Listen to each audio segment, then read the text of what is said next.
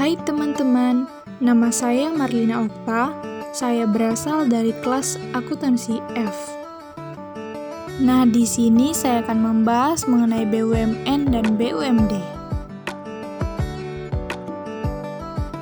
BUMN adalah badan usaha yang sebagian besar atau seluruh modalnya dimiliki negara melalui penyertaan secara langsung yang berasal dari kekayaan negara yang dipisahkan. Sejarah BUMN dalam 3 tahap. Yang pertama, perusahaan negara sebelum tahun 1960. A. Perusahaan negara IBW, Indonesia's Cabbage Driven Way, contohnya Jawatan dan Pegadaian. B. Perusahaan negara ICW, Indonesia's Key Compatibility Way, contohnya PLN dan Damri, serta C. Perusahaan berdasarkan undang-undang tertentu. 2. Perusahaan negara menurut Undang-Undang Nomor 19/PRP/1960 dan 3. Perusahaan negara menurut Undang-Undang Nomor 9 Tahun 1969 Perpu Nomor 1 Tahun 1969 Impres RI Nomor 17 Tahun 1967 tentang pengarahan dan penyederhanaan perusahaan negara dalam 3 bentuk, yaitu Perjan, Perum, dan Persero.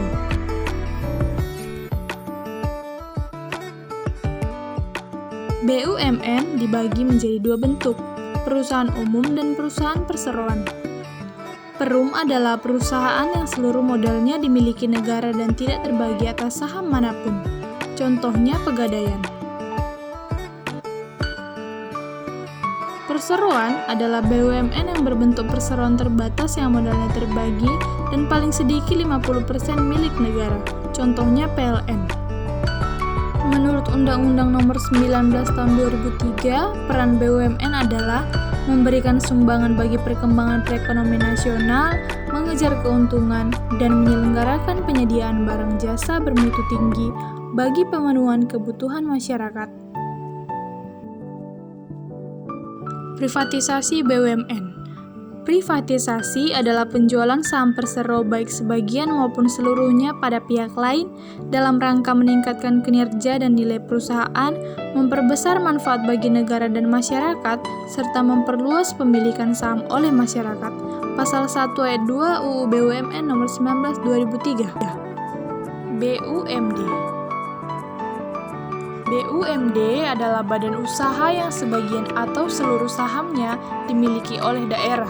Sumbernya berasal dari APBD. BUMD terbagi menjadi 2 bentuk.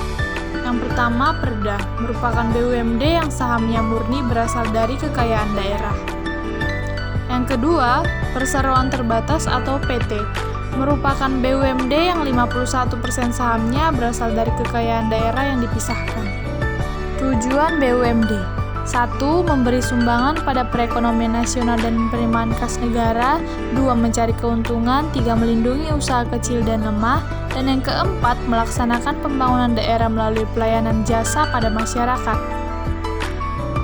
BUMD diatur dalam beberapa undang-undang.